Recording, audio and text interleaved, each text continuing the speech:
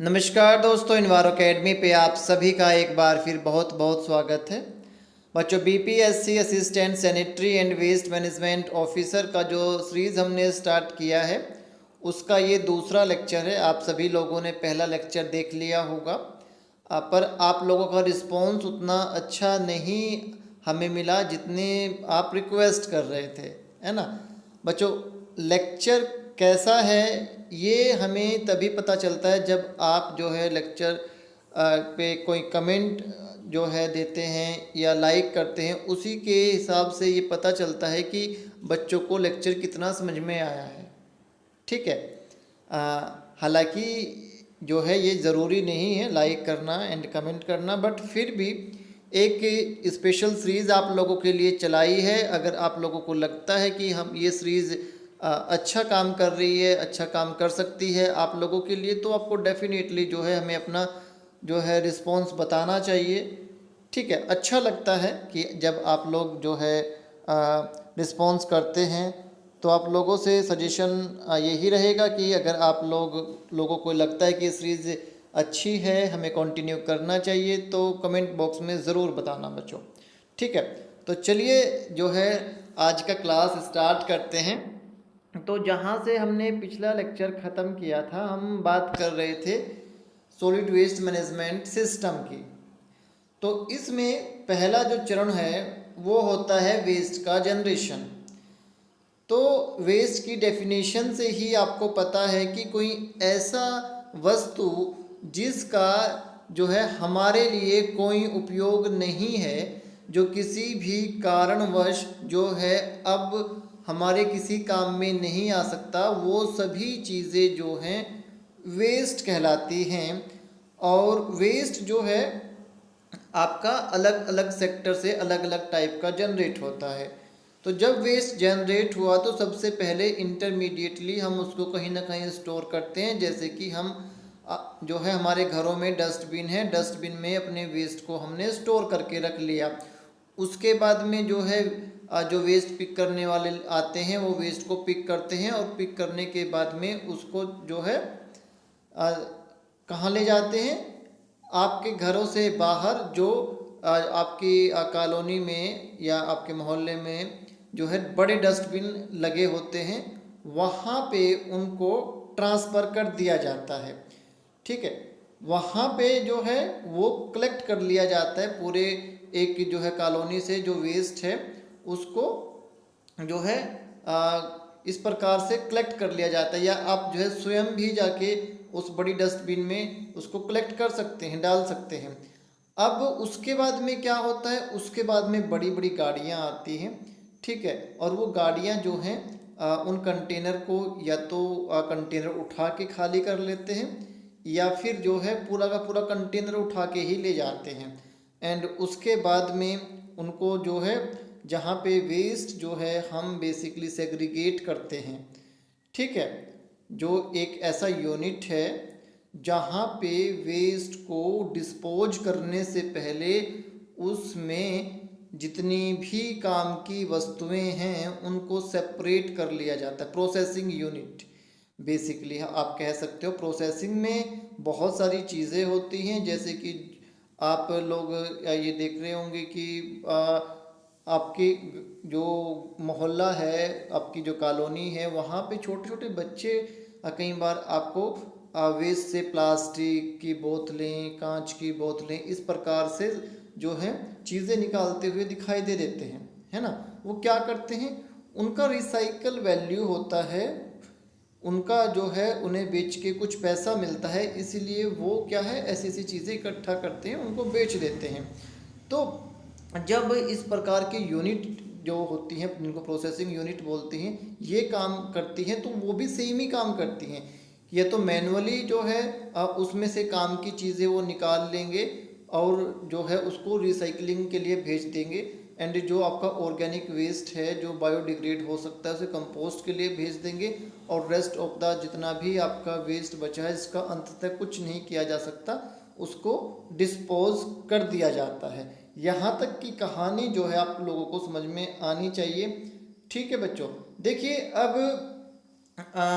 कल भी इस स्लाइड पे क्वेश्चन आया था, है ना, एनटीपीसी का जो एग्ज़ाम था, इसी स्लाइड पे क्वेश्चन था कि वेस्ट जो है आपका SWM कितने स्टेप्स में पूरा होता है, कुछ इस प्रकार का क्वेश्चन था। ठीक है, तो हमें बहुत ही साधारण से दिखते हैं चीज़ें, बट जब क्वेश्चन आता है तब हमें पता चलता है कि यार मेरे दिमाग में तो है बट एग्जैक्टली नहीं पता, है ना। इसलिए हर एक चीज़ को ध्यान से पढ़ना बहुत ज़रूरी है। Environmentally sound technology, environmentally sound technology जो इस्तेमाल हो रही है आपके सॉलिड वेस्ट मैनेजमेंट में, दो प्रकार की हैं, हार्ड एंड सॉफ्ट। हार्ड में क्या आएगा, हार्ड में बेसिकली मशीनरी आएगी, इंफ्रास्ट्रक्चर आएगा, ठीक है, जो काम आते हैं वेस्ट को हैंडल करने में। ठीक है बच्चों, या इसके साथ साथ जो आपकी डंप साइट है, उस डंप साइट में पोल्यूशन तो नहीं हो रहा है, उसको मॉनिटर करने के लिए भी हम बहुत सारे इक्विपमेंट मशीनरी इस्तेमाल करते हैं। तो हार्ड जब भी शब्द अपने मन में आप इमेजिन करेंगे कि हार्ड EST क्या होंगे, तो इसमें आएंगे इक्विपमेंट, मशीन एंड इंफ्रास्ट्रक्चर। ठीक है बच्चों। एंड सॉफ्ट में क्या होता है, सॉफ्ट में सपोर्ट सिस्टम होता है। जैसे कि आप इस प्रकार से समझ सकते हो कि बहुत सारे ऐसे हमारे पास में पॉलिसीज़ हैं, प्रोसीजर हैं, रेगुलेशन हैं, फ्रेमवर्क हैं, जिनका इस्तेमाल हम करते हैं वेस्ट को मैनेजमेंट करने में। बहुत सारे इन्वायरमेंटल से संबंधित स्टैंडर्ड बनाए गए हैं, गाइडलाइन बनाई गई हैं। ठीक है, वो सभी चीज़ें जो हैं सॉफ्ट EST में आएंगे। और हार्ड एंड सॉफ्ट दोनों जो है मिलके काम करते हैं, तभी आप जो है अच्छा अपना जो सॉलिड वेस्ट मैनेजमेंट सिस्टम है उसको अच्छा कर पाते हैं। ठीक है, कई बार क्वेश्चन आ जाता है कि भाई हार्ड EST से आप क्या समझते हैं, सॉफ्ट EST से आप क्या समझते हैं, या फिर चार ऑप्शन दे दिए कि इन चारों ऑप्शन में से कौन सा जो है सॉफ्ट में आएगा या सॉफ्ट में नहीं आएगा। इस प्रकार से छोटे छोटे क्वेश्चन जो है हमें देखने को मिलते रहते हैं। अब बात करते हैं कि EST जो होते हैं वो बेसिकली किस प्रकार से काम करते हैं, किस प्रकार से आप उनको सेलेक्ट कर सकते हैं।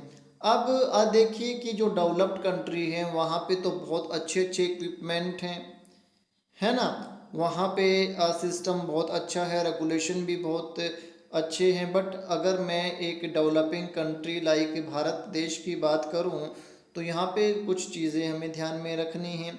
पहली चीज़ तो ये कि आप उसे अफोर्ड कर पाएंगे कि नहीं कर पाएंगे, है ना। एक ऐसा इंस्ट्रूमेंट, एक ऐसी मशीन आप जो है लेके आए जिसकी कीमत करोड़ों रुपए है, बट वो काम कैसे करेगी, है ना, वो काम कैसे करेगी ये आपको नहीं पता, या जो है उसका मेंटेनेंस कॉस्ट बहुत ज़्यादा है, हमारे बजट से ज़्यादा है। तो बहुत सारी चीज़ें हमने देखनी है कि भैया देखिए जो मशीन आई है वो किसको, उस पर कितना इन्वेस्ट करना पड़ेगा, ठीक है, वो काम कैसे करेगी, उसका मेंटेनेंस कितना है, ठीक है, वो कितने दिनों तक काम करेगी, ये सब चीज़ें हमें देखनी पड़ेगी। वो किस तरीके से काम कर रही है, वैलिडिटी भी देखनी पड़ेगी उसकी, कितने इफेक्टिवली काम कर रही है। बहुत सारी बार आप ऐसे देखते हैं कि आप कोई भी मशीन घर में भी खरीद लेते हैं बट वो काम नहीं करती, फिर आप क्या करते हैं, पुराने तरीके से ही काम करना शुरू कर देते हैं। ठीक है बच्चों। एंड लास्ट और सबसे इम्पोर्टेंट क्या है, सस्टेनेबिलिटी।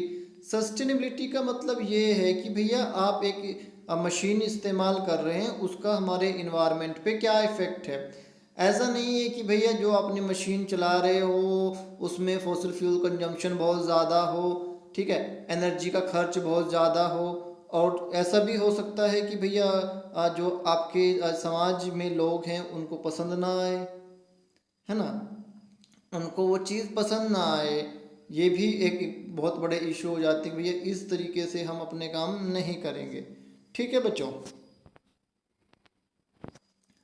अब एक और बहुत ही इम्पोर्टेंट टॉपिक है, factor affecting solid waste management system. Solid waste management system को कौन कौन से फैक्टर जो हैं अफेक्ट कर सकते हैं, प्रभावित कर सकते हैं। तो सबसे पहला तो यही है कि क्वांटिटी कितनी जनरेट होती है और किस प्रकार का वेस्ट जनरेट होता है। ये काफ़ी महत्वपूर्ण पॉइंट है। अगर आपका वेस्ट कम मात्रा में प्रोड्यूस हो रहा है तो आप उसे आसानी से मैनेज कर सकते हैं, एंड अगर एक ही टाइप का वेस्ट है तो भी उसको आसानी से मैनेज किया जा सकता है। बट अगर आपका जो वेस्ट है उसका अमाउंट बहुत ज़्यादा है, ठीक है, उसका जो ये जो क्वांटिटी जो है वो बहुत ज़्यादा है और वो हिट्रोजिनस नेचर का है, यानी कि उसमें विभिन्न विभिन्न प्रकार के वेस्ट सम्मिलित हैं, तो उसको मैनेज करना थोड़ा सा मुश्किल हो जाता है सभी के लिए।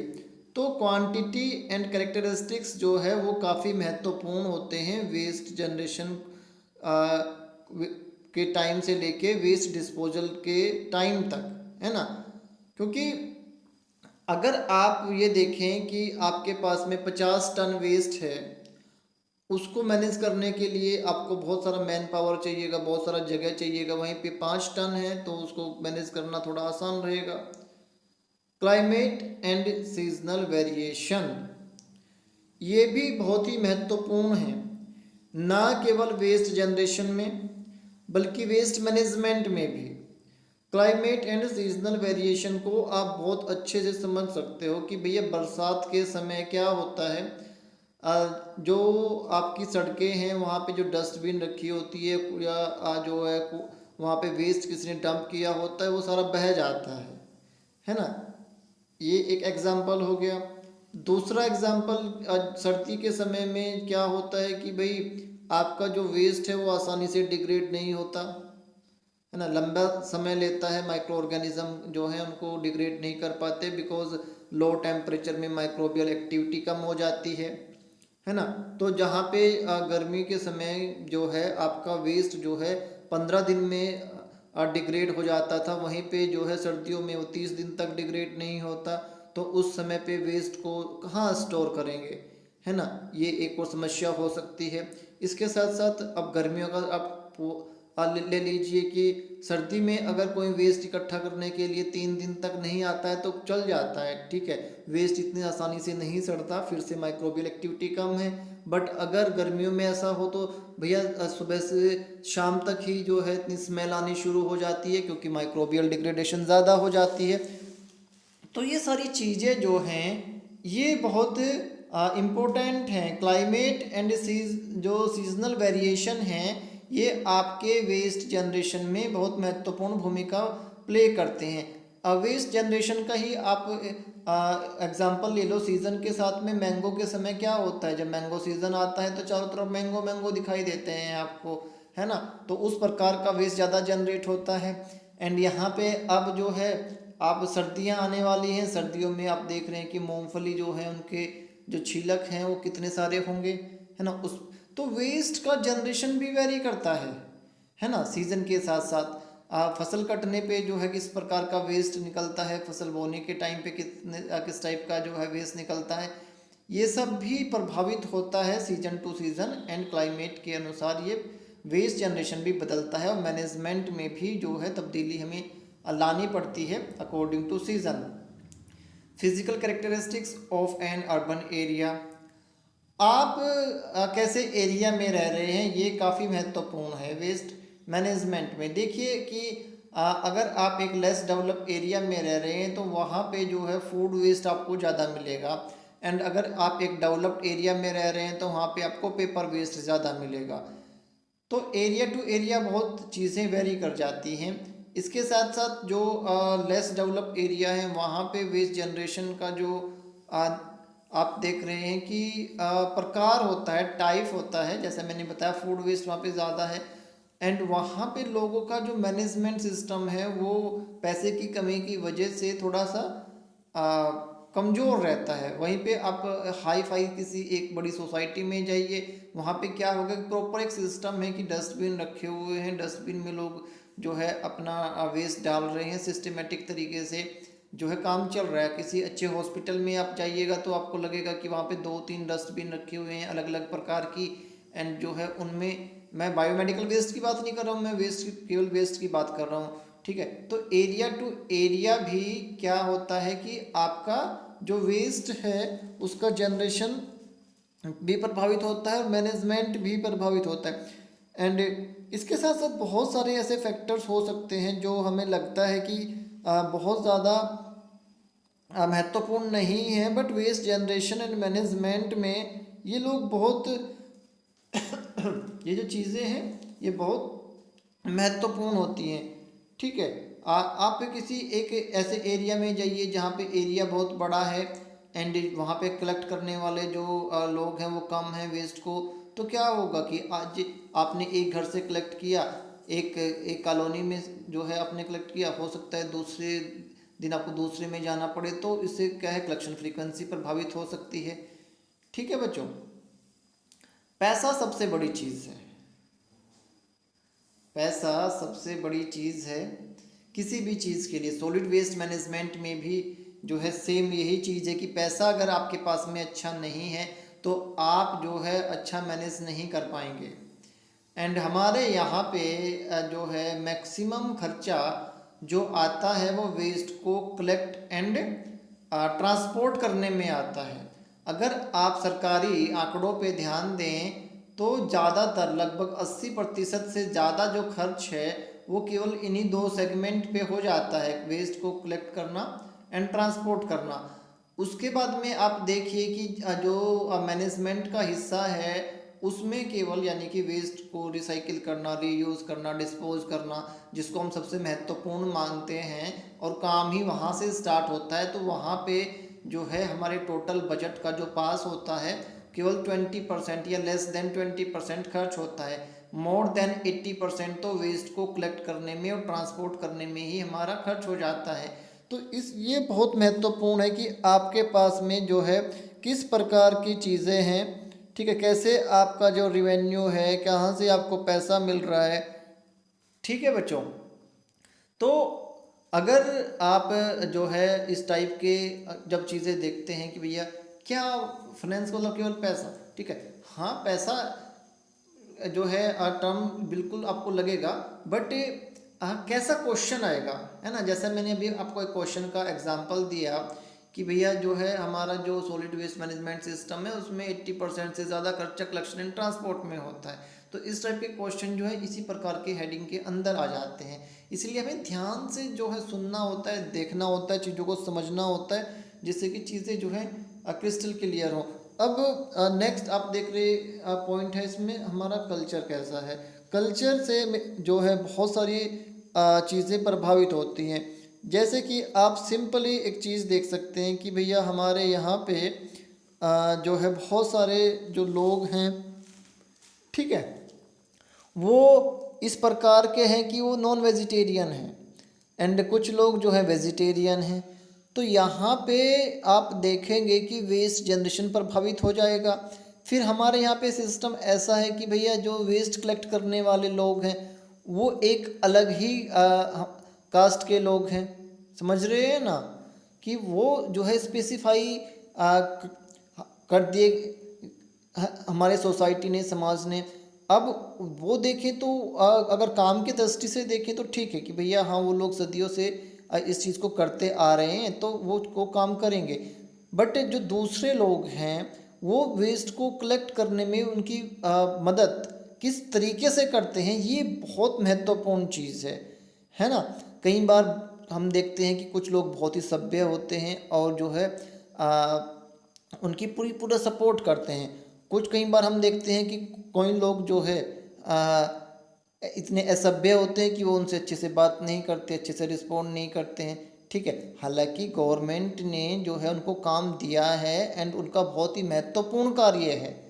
वेस्ट को कलेक्ट करना कोई छोटा काम नहीं है ना। डोर टू डोर वो कलेक्ट कर रहे हैं और हो सकता है कि जो उनका सैलरी हो, ठीक है, डेफिनेटली उनका सैलरी जो है अब बहुत अच्छा होता है। ठीक है, सैलरी जो है कई बारी हमें लगता है कि भैया हाँ हम 30,000 रुपये कमा रहे हैं, ठीक है। कई बारी आप उन लोगों से पूछना जो परमानेंट एम्प्लॉई हैं, ठीक है, उनका सैलरी बहुत अच्छा होता है। बट हमारे यहाँ पे क्या है, मानसिकता जो है इस प्रकार की है कि लोगों को लगता है कि भैया अगर कोई बंदा जो है वेस्ट से रिलेटेड है, ठीक है, तो वो जो है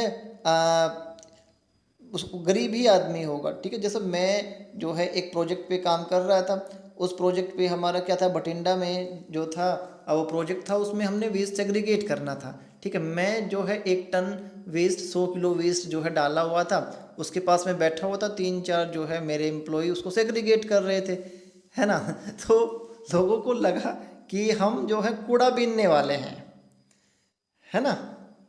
तो उसके बाद में वो 2-4 लोग आए कि भैया ये यहाँ से जो है तामझाम उठाओ आप, इस सड़क पे के किनारे पे हमने डाला था, ऐसे वहाँ से डंप साइट से उठा के कि इसमें बदबू आ रही है, ये क्या कर रहे हो तुम। फिर हमने को बताया कि देखो भैया हमारा ये काम है, ठीक है, ये प्रोजेक्ट है, गवर्नमेंट का प्रोजेक्ट है ना, कि गवर्नमेंट जो है, गवर्नमेंट ने हमें काम दिया है ये करने का। तो लोगों का जो कल्चर है, लोगों की जो सोच है, वो कई बारी जो है वेस्ट कलेक्शन में, वेस्ट मैनेजमेंट में बहुत जो है बुरी तरह से उसको प्रभावित कर देता है, ठीक है। तो यहाँ पे जो है कई बार हम ऐसे टॉपिक पे जब बात करते हैं तो उसको नेगेटिव साइड में भी कई बार ले लिया जाता है, बट एक्चुअल में चीज़ों को पॉजिटिवली देखना, पॉजिटिवली समझना बहुत ज़रूरी है, ठीक है। अगर मैं कहूँ कि भैया मैं कि भाई हाँ मैं मुझे वेस्ट कलेक्ट करने वाला समझ लिया, ठीक है, मेरी बेइज्जती होगी इसमें, है ना। बट भाई ठीक है, गवर्नमेंट ने प्रोजेक्ट दिया है, ठीक है, हम लोग वो काम कर भी रहे थे, काम तो वही है ना। तो फिर भी ठीक है, वहाँ पे उस दिन जो है पूरा दिन हमारा यही प्रोसीजर चलता रहा। कई बारी लोगों ने आके जो है हमें रोका टोका कि भाई ये क्या कर रहे हो वेस्ट के साथ में।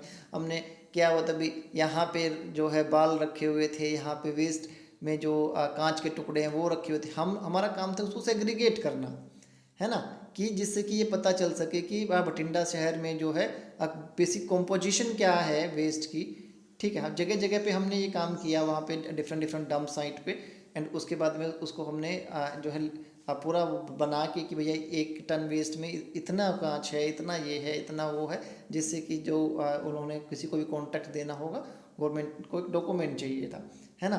तो साइंटिस्ट से लेके ठीक है वेस्ट कलेक्शन करने वाले तक का अपना एक रिस्पॉन्सिबिलिटी है, एंड वो लोग अपना काम करते हैं। बट सामाजिक तौर पे कई बार ऐसी चीज़ें हो जाती हैं कि भैया लोगों को लगता है कि वेस्ट के साथ में डील करना अच्छी बात नहीं है, जबकि ये जो है धीरे धीरे जब तक हम इसको समझेंगे नहीं इस चीज़ को कि वेस्ट को अगर हम कलेक्ट सही से नहीं करने देंगे या करेंगे, वेस्ट को मैनेज करना जो है बड़ा मुश्किल काम है, ठीक है। Management and technical resources, management and technical resources में आज जो है सबसे बड़ी बात ये आ जाती है कि कई बार आप लोगों ने भी देखा होगा कि हमारे पास में वर्क फोर्स यानी कि काम करने वाले लोगों की कमी होती है।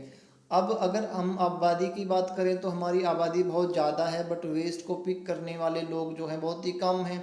एंड उसमें भी क्या है कि जो पैसा आता है, ऐसा नहीं है पैसा नहीं आता है, बट उसको जो बड़े बड़े अधिकारी हैं वो ऊपर खा लेते हैं, नीचे का जो मैन फोर्स है वो सही तरीके से उन तक पैसा नहीं पहुंचाया जाता। जैसे बहुत सारे लोग जो है कॉन्ट्रैक्ट बेस पे काम करते हैं।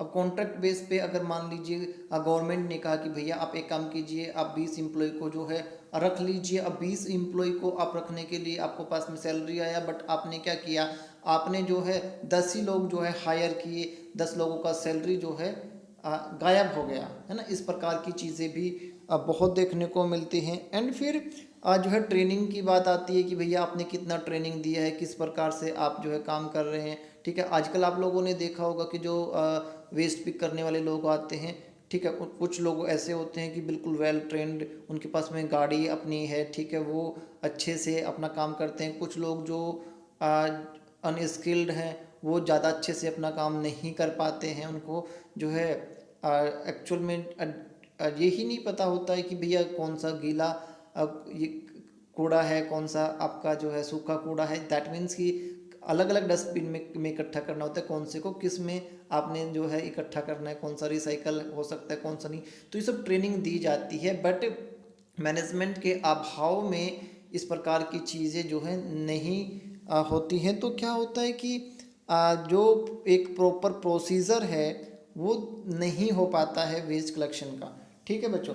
तो ये बेसिक फैक्टर हैं जो आपके वेस्ट जनरेशन को प्रभावित कर सकते हैं। इनमें से कई बार क्वेश्चन आ जाता है कि जो है जैसे हमने फाइनेंस का बताया, फिजिकल का बताया, कई बार ये क्वेश्चन आ जाता है कि कौन से एरिया में पेपर वेस्ट ज़्यादा निकलेगा, कौन से में फूड वेस्ट ज़्यादा निकलेगा। ठीक है, तो कभी कभी जो है एक दो क्वेश्चन जो एग्ज़ाम हुए हैं पोल्यूशन कंट्रोल बोर्ड के, वहाँ पे आपको देखने को ज़रूर मिलेगा इस स्लाइड से। इंडियन सिनेरियो, भारत देश जो है ये एक डेवलपिंग कंट्री है और हमारे यहाँ पे जो वेस्ट प्रोड्यूस होता है उसका 60% पार्ट जो है वो बायोडिग्रेडेबल होता है। ठीक है, ये एक जो है डेवलपिंग कंट्री है और यहाँ पे 60% वेस्ट जो है फूड वेस्ट आप कह लीजिए, जो आसानी से डिग्रेड हो सकता है। एंड यहाँ पे वेस्ट कलेक्शन की जो फ्रीक्वेंसी है वो बहुत ज़्यादा पुअर है। एंड सबसे पॉपुलर जो वेस्ट डंप करने का आपका प्रोसीजर है वो है ओपन डंपिंग। ओपन डंपिंग के बाद में दूसरे नंबर पे आता है ओपन बर्निंग। हमारे यहाँ पे प्लास्टिक वेस्ट जो है लगातार इंक्रीज होता जा रहा है, लगभग 10% जो है हमारे वेस्ट में प्लास्टिक वेस्ट मिलता है। 10%, जो पहले काफ़ी कम था बट धीरे धीरे प्लास्टिक वेस्ट जो है बढ़ता जा रहा है। इसके अलावा जो है हमारे यहाँ पे मेटल कम है। ठीक है, 0.5 के आसपास मेटल मिलता है। ठीक है, आप लोगों को क्या करना है, आप लोगों को जो है अभी का लेटेस्ट डाटा ढूंढना है कि कितना जो है रबड़ है हमारे इसमें, या कपड़ा आप कहिए, रबड़ एंड कपड़ा एक ही कैटेगरी में आता है।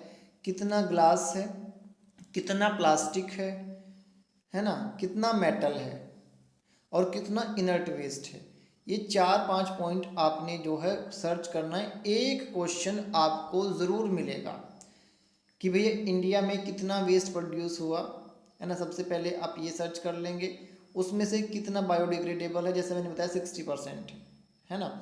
अब जो नॉन बायोडिग्रेडेबल है उसमें कितना रबड़ है, कितना कपड़ा है, कितना प्लास्टिक है, कितना कांच है, कितना मेटल है, ये आपने जो है जो बिल्कुल सटीकता से नया डाटा ढूंढना है। एक क्वेश्चन आपको मिलेगा। हमारे यहाँ पे जो है बल्क डेंसिटी जो है वेस्ट की वो 450 है, 450 kg पर क्यूबिक मीटर हमारे वेस्ट की जो है डेंसिटी है। मॉइस्चर कंटेंट यहाँ पे ज़्यादा मिलता है क्योंकि ज़्यादातर बायोडिग्रेडेबल वेस्ट है, फूड वेस्ट है तो मॉइस्चर कंटेंट ज़्यादा है। ठीक है, डाटा जो है वो बोलता है कि भाई 25 से लेके 40% तक मॉइस्चर कंटेंट इसमें मिलता है। ठीक है, तो अगर हम देखें कि मैक्सिमम वेस्ट ऐसा है जिससे कंपोस्ट बनाया जा सकता है। 40% वेस्ट में भी ज़्यादातर चीज़ें ऐसी हैं जो रिसाइकिल की जा सकती हैं। जैसे प्लास्टिक है, प्लास्टिक को रिसाइकिल किया जा सकता है, ग्लास को रिसाइकिल किया जा सकता है, मेटल को रिसाइकिल किया जा सकता है। ठीक है बच्चों, तो आप लोगों ने थोड़ा सा लेटेस्ट डाटा जो है यहाँ से सर्च करना है, जो मैंने आपको बताया इन टॉपिक के आसपास। एक या दो क्वेश्चन, कई बार दो क्वेश्चन से भी ज़्यादा आ जाते हैं। यहाँ पे तो पेपर ही इस चीज़ का है ना, यहाँ पे तो टोटल फोकस ही वेस्ट पे है। तो जो है एक दो क्वेश्चन आपको ज़रूर यहाँ से देखने को मिलेंगे। आज का लेक्चर आपको कितना समझ में आया, कैसा लगा, कमेंट बॉक्स में ज़रूर लिख के बताना बच्चों। ठीक है, अगली क्लास में मिलते हैं और इसको आगे प्रोसीड करते हैं। जियो बच्चों, टेक केयर।